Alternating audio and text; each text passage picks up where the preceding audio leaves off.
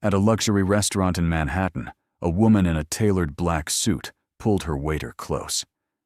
"Marry me," she said. Ethan froze mid-step, tray balanced in one hand. Not a question, a statement. He laughed because that was what you did when someone made a joke like that. "Okay, I do." He expected her to smile, to let go, to move on with her evening, but her eyes stayed locked on his. Sharp, certain, like she had just confirmed something she had been waiting years to hear.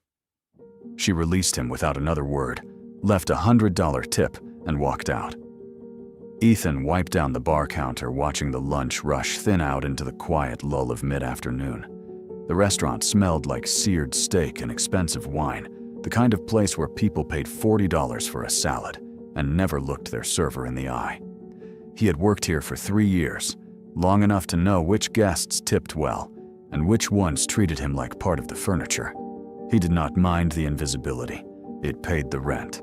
It kept Lily in a decent school. It kept them fed, warm, and safe, which was more than he had growing up.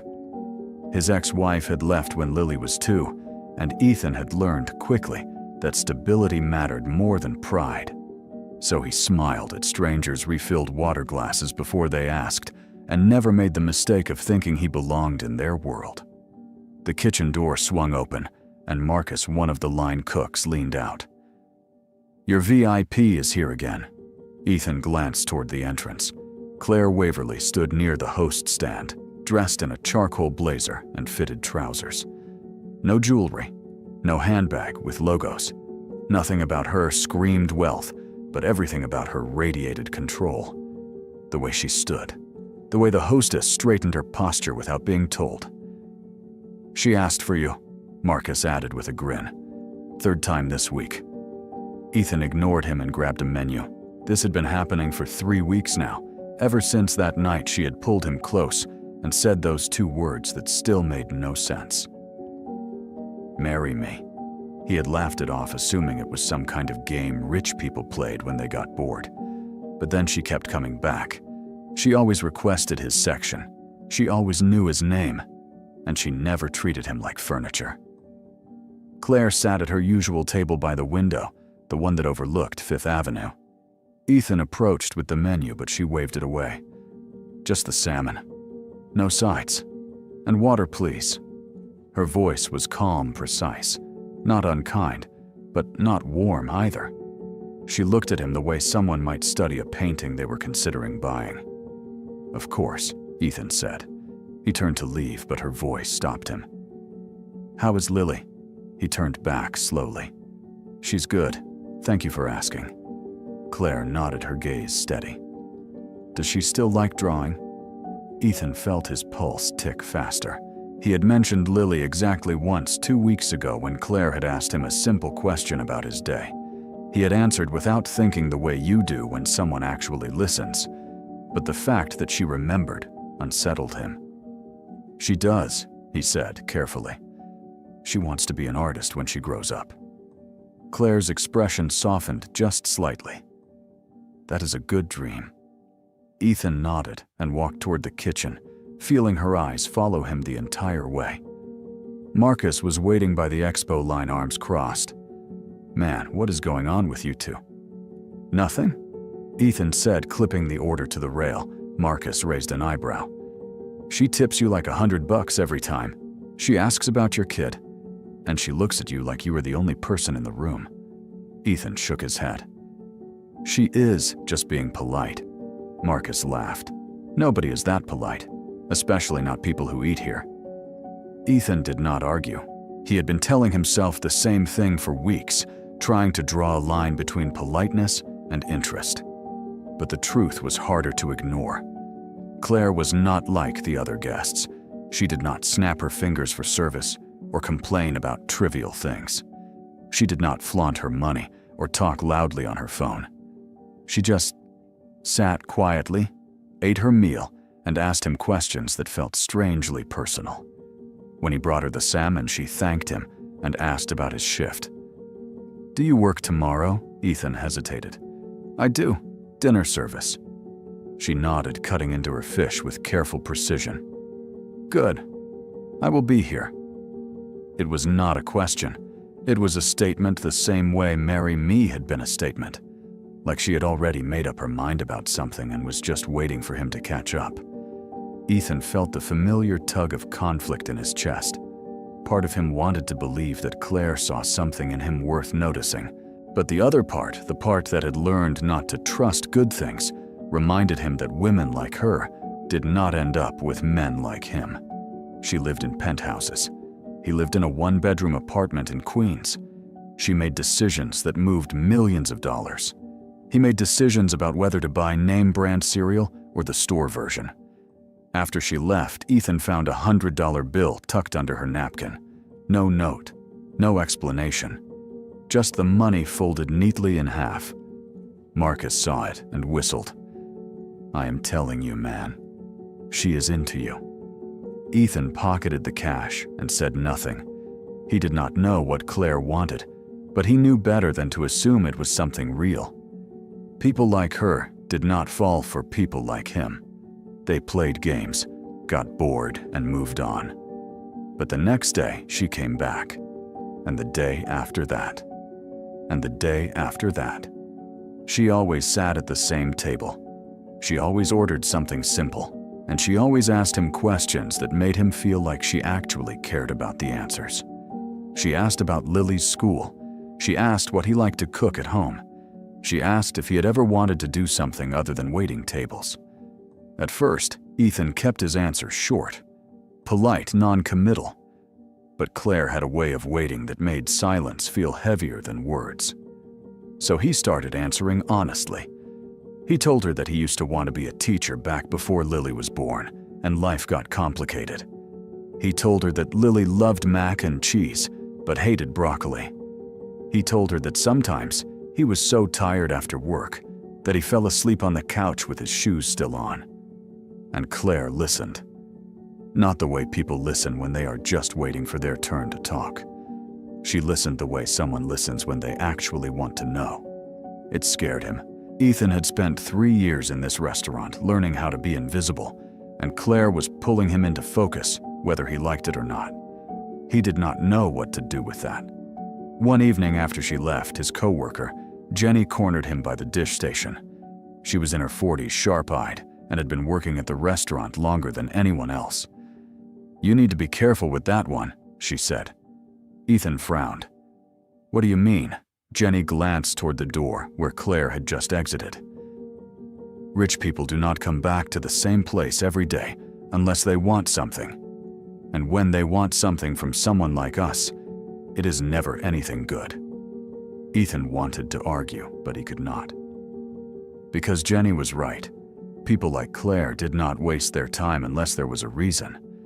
And the only reason Ethan could think of was that she was bored, lonely, or playing some kind of game he did not understand. He went home that night and found Lily asleep on the couch, her sketchbook open on her lap. She had drawn a picture of the two of them standing in front of a house with a big yard and a dog. He closed the book gently and carried her to bed. Stability. That was what mattered. Not mysterious women in expensive suits who said strange things and left $100 tips. Not daydreams about people who lived in worlds he would never belong to. Just him and Lily getting by staying safe. But when he lay in bed that night, he thought about the way Claire had looked at him when she said, "Marry me." Like she had been waiting for him to say yes. Like she had been waiting a long time. By the 5th week, Ethan had stopped pretending he did not think about her. Claire had become part of his routine in a way that felt both comforting and dangerous. She came in 3 or 4 times a week, always in the evening, always alone. She ordered, simply ate slowly, and asked him questions that made him forget he was supposed to be working. The other servers noticed. Of course they noticed. Marcus made jokes about it every shift, and Jenny watched from across the room with her arms crossed and her mouth set in a thin line of disapproval. Even the manager, a man named Richard who rarely spoke to anyone below assistant manager, had pulled Ethan aside one afternoon and said, "Whatever is happening with table 12, keep it professional." Ethan had nodded, feeling heat crawl up his neck. But the truth was he did not know what was happening. Claire had not flirted with him. She had not invited him anywhere or suggested anything beyond conversation. She just kept showing up, kept asking about his life, and kept leaving those $100 tips that made him feel both grateful and uncomfortable. He had started to look forward to her visits. That was the part that scared him. When she walked through the door, something in his chest loosened, like he had been holding his breath without realizing it. She made him feel seen in a way he had not felt in years. Not as a server, not as a single father scraping by, just as Ethan. But every time he felt himself lean into that feeling, Jenny's voice echoed in his head. Rich people do not come back unless they want something. Ethan did not know what Claire wanted, but he knew it could not be him. Not really. People like her did not fall for people like him. That was just how the world worked. One Thursday night, Claire asked him to sit down. The restaurant was nearly empty, just a few stragglers finishing their desserts. Ethan glanced around, saw Richard at the host stand, with his back turned, and slid into the chair across from her. "Is everything okay?" he asked. Claire smiled faintly. "Everything is fine. I just wanted to talk to you without you standing the entire time." Ethan felt the weight of her attention settle on him like a spotlight. She had a way of looking at people that made them feel like the only person in the room. It was unnerving. "You work too much," Claire said. Ethan shrugged. "I have bills to pay." She tilted her head slightly. "Do you ever take a day off?" He thought about it. "Not really. I pick up extra shifts when I can. Lily's school is expensive." Claire studied him for a long moment, and Ethan felt the urge to look away, but forced himself not to. "You are a good father," she said quietly. Something about the way she said it made his throat tighten. He was not used to hearing that. Most people either pitied him for being a single dad, or assumed he was doing the bare minimum. But Claire said it like she meant it, like she knew what it cost him. "I try," Ethan said. Claire reached across the table and placed her hand over his. The touch was brief, barely a second, but it sent a jolt through him that he felt all the way to his ribs. Then she pulled back, stood and left without another word. Ethan sat there for a full minute, staring at the empty chair across from him, trying to understand what had just happened. Marcus found him at the bar later, pouring himself a glass of water. "You okay, man? You look like you saw a ghost." Ethan shook his head. "I am fine." But he wasn't fine. He was falling for someone he did not understand, someone who lived in a world he would never belong to, and that terrified him. The next evening, Ethan was refilling the coffee station when he heard someone call his name. He turned and saw one of the bartenders, a guy named Aaron, pointing at the TV mounted above the bar. "Hey, is not that your regular?" Ethan looked up. The screen showed a business news segment, and there she was, Claire Waverly, standing at a podium in front of a crowd of reporters, her expression calm and composed. The chyron at the bottom of the screen read, "Claire Waverly, CEO of Waverly Group, youngest billionaire on Forbes list." Ethan felt the floor tilt beneath him. Billionaire. Not just rich. Not just successful. Billionaire.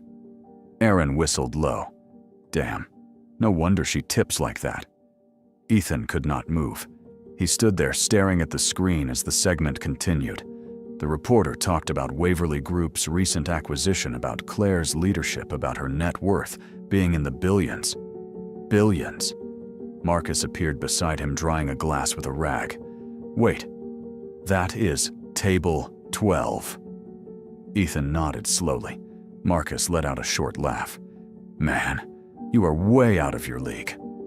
Ethan did not respond. He turned and walked toward the kitchen, his chest tight, his thoughts spinning. He had known Claire was wealthy. He had known she was important. But this was different. This was not just money. This was power. This was influence. This was a woman who could buy and sell entire companies without blinking. And she had been coming to his restaurant, asking about his daughter, sitting across from him, like they were equals, like he mattered. But he didn't matter. Not in her world. He was just a curiosity, a distraction, maybe even a joke. The thought made him feel sick. That night, Ethan could not sleep. He lay in bed staring at the ceiling, replaying every conversation he had ever had with Claire, every question she had asked, every look she had given him. He felt stupid. He felt used. He felt like he had been walking around with a blindfold on while everyone else could see the truth. The next day, he requested a schedule change. Richard looked at him with raised eyebrows, but did not ask questions. Ethan was moved to the lunch shift away from the evening crowd, away from Claire's usual time slot. He told himself it was for the best. He told himself he was protecting himself from inevitable disappointment. But mostly, he just felt like a coward. Claire came in that evening anyway. Ethan watched from the kitchen as she sat at her usual table and looked around, clearly expecting him. When she realized he was not there, something shifted in her expression. Not anger, not frustration, just a quiet kind of sadness that made Ethan's chest ache. She stayed for 20 minutes, ordered nothing, and left. The next day she came back, and the day after that. She never asked for him. She never made a scene. She just sat at her table, waited, and left. Marcus said she always left a $100 bill on the table, even though she had not ordered anything. "She is looking for you," Marcus said. Ethan turned away. "Then she can keep looking." But avoiding her only made things worse. Ethan found himself thinking about her constantly. He thought about the way she had touched his hand, the way she had listened when he talked about Lily, the way she had made him feel like he was worth something. And now he felt like an idiot for believing it. Jenny cornered him one afternoon in the walk-in cooler. "You are avoiding her." Ethan grabbed a box of lettuce and set it on the shelf. "I am just doing my job." Jenny folded her arms. "That woman has been coming here every day for a week, sitting at an empty table and leaving money for service she did not get. That is not normal." Ethan looked at her. "What do you want me to say?" Jenny's expression softened slightly. "I want you to be careful, but I also think maybe I was wrong." Ethan frowned. "About what?" She sighed. "I told you rich people do not come back unless they want something. And maybe that is true. But I have been watching her, and I do not think she wants what I thought she wanted." Ethan did not know what to do with that. He left the cooler and went back to work, but Jenny's words stayed with him. 2 weeks passed. Claire stopped coming. Ethan told himself he was relieved. He told himself it was better this way. But the restaurant felt emptier without her. He found himself looking toward the door during his shifts, half expecting to see her walk in. She never did. Then, on a busy Saturday night, Richard called him into the office. "You are being moved back to evening service," he said. Ethan blinked. "Why?" Richard shrugged. "We are short-staffed. I need you on the floor." Ethan knew it was a lie. They were not short-staffed, but he did not argue. That evening, Claire walked in. She did not sit at her usual table. She sat in the center of the dining room where everyone could see her. She was wearing a navy dress, her hair pulled back, and she looked every bit the billionaire CEO that Ethan now knew she was. He felt every eye in the room turn toward him as he approached her table. His hands were shaking. He hid them behind his back. "Good evening," he said. His voice flat. Claire looked up at him, and for the first time since he had met her, she looked tired. "Hello, Ethan." The sound of his name and her voice made something twist in his chest. He wanted to walk away. He wanted to demand answers. He wanted to understand why she had been playing this game with him. Instead, he just stood there waiting. Claire folded her hands on the table. "You have been avoiding me." It was not a question. Ethan swallowed. "I have been working different shifts." She nodded slowly. "Because you saw the news." He did not answer. He did not need to. Claire leaned back in her chair, her gaze steady. "You do not remember me, do you?" Ethan frowned. "What?" She smiled, but there was no joy in it, just something sad and resigned. "You do not remember me. I thought maybe you did. I thought maybe you were just pretending not to. But you really do not." Ethan's pulse kicked up. "I do not know what you are talking about." Claire looked at him for a long moment, and then she said something that made the entire room fall away. "You used to call me Clary." The name hit him like a fist to the stomach. Clary. He had not heard that name in over 15 years. Clary, the little girl who lived 2 doors down from him when he was 18. Clary, who used to follow him around the neighborhood asking a million questions. Clary, who he had helped with her homework when her parents were too busy working. Clary, who he had walked to school when older kids tried to bully her. Ethan stared at Claire, and suddenly he saw it. The shape of her face, the way her eyes crinkled slightly when she almost smiled, the way she tilted her head when she was thinking. It was her. It was Clary. "Oh my God," he whispered. Claire nodded. "I moved away when I was 12. You were 18. You were getting ready to leave for college. But then your mom got sick, and you stayed." Ethan felt like the ground had disappeared beneath him. He remembered that year. He remembered giving up his scholarship to take care of his mother. He remembered the Waverly family moving away without warning. He remembered thinking about Clary sometimes, wondering what had happened to the quiet girl who used to sit on his porch and ask him about everything. "Why did not you say something?" he asked, his voice rough. Claire looked down at her hands. "I did. The first time I came here. I said, 'Marry me.' That was what you told me when I was 10. You said that one day someone would ask me to marry them, and I should make sure they were as kind as you." Ethan's chest felt like it was caving in. He had said that. He remembered saying it. He had been teasing her, trying to make her smile after some kids at school had made fun of her. He had not thought she would remember. He had not thought it would matter. "I thought you were joking," Ethan said quietly. Claire finally looked up at him. "I was not." Ethan could not move. He stood in the middle of the dining room, surrounded by the quiet murmur of conversations and the clink of silverware on plates, and felt the past 15 years collapse into this single moment. Claire was Clary, the girl with scraped knees and 2 big backpacks, the girl who used to sit on his porch steps and ask him why the sky was blue, why people were mean, why her parents worked all the time. He had been 17, working odd jobs to help his mom pay bills, trying to figure out how to grow up faster than he wanted to. And Clary had been this small, serious kid who looked at him like he had all the answers. He remembered walking her to school when the older kids made fun of her glasses. He remembered helping her with math homework at the kitchen table while his mom made dinner.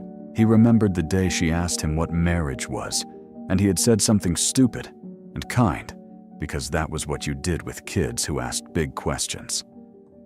"You should sit down," Claire said quietly.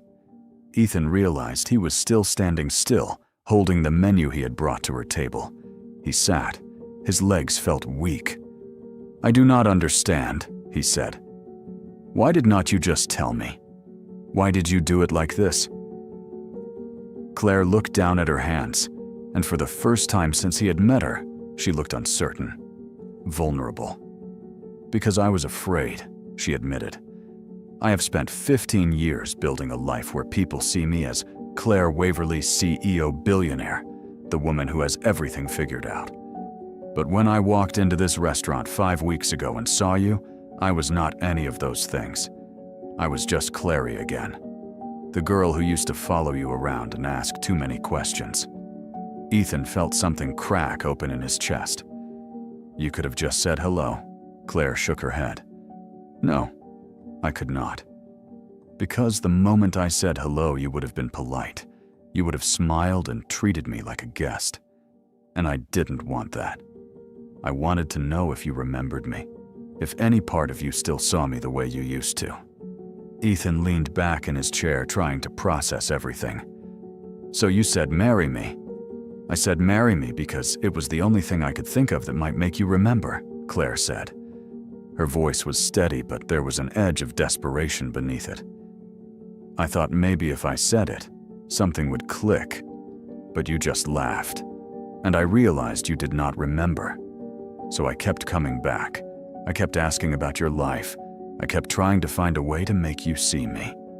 Ethan ran a hand through his hair. "I thought you were playing with me. I thought you were bored, and I was just some joke to you." Claire's expression shifted, something sharp and hurt flickering across her face. "I would never do that to you. Not to anyone, but especially not to you." The weight of that statement sat between them. Ethan thought about all the times he had avoided her, all the times he had assumed the worst, all the times he had let his own insecurity and fear tell him that someone like Claire could never actually care about someone like him. "I am sorry," he said quietly. "I saw you on the news and I did not know how to deal with it. You are Claire Waverly. You are on Forbes lists. You own buildings. And I am just a waiter with a kid and a one-bedroom apartment in Queens." Claire leaned forward, her eyes locked on his. "You are not just anything. You are Ethan. The person who made a 12-year-old girl believe that the world was not as cruel as it seemed. The person who gave up college to take care of his mother. The person who is raising a daughter on his own and doing a damn good job of it." Ethan swallowed hard. "That does not change the fact that we live in different worlds. Then maybe we build a new one," Claire said. "Not CEO and waiter, not billionaire and single dad, just Claire and Ethan. Two people who used to know each other. Two people who maybe want to know each other again." Ethan wanted to believe her. He wanted to believe that it could be that simple. But years of scraping by, of being invisible, of learning that good things did not happen to people like him, made it hard to let go of the fear. "I do not know how to do this," he admitted. Claire smiled faintly. "Neither do I. But I would like to try." They sat in silence for a moment, the noise of the restaurant fading into the background. Then Claire reached across the table and held out her hand. Not a demand, not an expectation, just an offer. Ethan looked at her hand, then at her face, and saw the girl who used to sit on his porch steps. He took her hand. "Okay," he said. "We try." Claire's smile widened, and for the first time since she had walked into the restaurant weeks ago, she looked genuinely happy. They talked for another hour long after Claire's table should have been cleared. Richard hovered near the host stand, clearly wanting to say something, but one look from Claire, and he disappeared into the back. Ethan told her about Lily, about how she loved to draw and wanted to be an artist, about how she asked a million questions just like Claire used to. Claire told him about the years after she moved away, about how her parents had sent her to boarding school, about how she had built Waverly Group from the ground up after her father died and left her with a failing company and a mountain of debt. "I used to think about you," Claire said. "When things got hard, I would remember the way you used to tell me that people who were kind were the strongest people in the world. And I tried to be that." Ethan felt his throat tighten. "You did not need me to tell you that. You were always kind." Claire shook her head. "No, I was angry. I was scared. But you made me believe I could be better. And I have been trying to be better ever since." They made a plan, small steps, no pressure. Claire would stop coming to the restaurant every day because Ethan needed space to figure out how he felt without the entire staff watching. Instead, they would meet for coffee. Just coffee. Just conversation. No $100 tips. No power dynamics. Just two people learning how to be in each other's lives again. A week later, Claire met Lily. Ethan had been nervous about it, unsure how to explain to his 8-year-old daughter that the woman joining them for lunch was someone he used to know a long time ago. But Lily had taken one look at Claire and said, "You are really pretty. Do you like drawing?" Claire had smiled and said, "I used to. But I was never as good as your dad says you are." They spent the afternoon at a park, Lily running ahead while Ethan and Claire walked behind her. It felt normal. It felt easy. It felt like something Ethan had not realized he was missing until it was right in front of him. "She is wonderful," Claire said, watching Lily climb the jungle gym. "She is everything. Ethan replied. Claire looked at him. "You are a good father." Ethan shook his head. "You keep saying that." Claire reached for his hand, her fingers curling around his. "Because it is true. And because I think you do not hear it enough." They stood there holding hands while Lily played, and Ethan let himself believe that maybe this could work, that maybe Claire was right, that maybe they could build something new together. Weeks turned into months. Ethan kept working at the restaurant because it was his job, and he was good at it, and it paid the bills.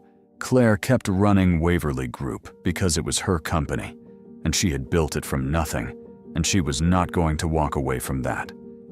But they also kept meeting for coffee. They kept talking. They kept learning how to exist in each other's lives without the weight of status or expectation pressing down on them. Jenny had been right about one thing. Rich people did not come back unless they wanted something. But what Claire wanted was not what Ethan had feared. She did not want a project. She did not want a distraction. She just wanted him. The person who had made her feel safe when she was small. The person who had taught her that kindness was strength. The person who saw her as Clary, not Claire Waverly. And Ethan learned that his value was not measured by his bank account or his job title or the size of his apartment. It was measured by the choices he made, by the way he loved his daughter, by the way he treated people with respect, even when they treated him like furniture, by the way he had once made a 12-year-old girl believe the world was not as cruel as it seemed. One evening, months after that night in the restaurant, Ethan and Claire sat on a bench overlooking the city. Lily was with her grandmother for the weekend, and they had the night to themselves. Claire leaned her head on his shoulder, and Ethan wrapped his arm around her. "Do you ever regret it?" Ethan asked. "Regret what?" Claire replied. "Coming into that restaurant, saying, 'Marry me.' All of it." Claire was quiet for a moment. Then she lifted her head and looked at him. "No, I do not regret it, because you said yes, even if you thought it was a joke, even if you did not remember me. You still said yes, and that told me everything I needed to know." Ethan kissed her forehead. "I would say yes again, for real this time." Claire smiled. "Good, because I was not joking." They sat there as the sun set over the city, two people who had found their way back to each other across 15 years and 1,000 miles of distance. Not because of money, not because of status, but because some connections were stronger than time. Some people were worth finding again, and some things once lost were meant to be found. Ethan had spent years believing that his life was small, that he was small. But Claire had taught him what he had once taught her, that kindness was strength, that value was not about where you stood, but about who you chose to be, and that the people who truly mattered would never measure you by anything except the size of your heart.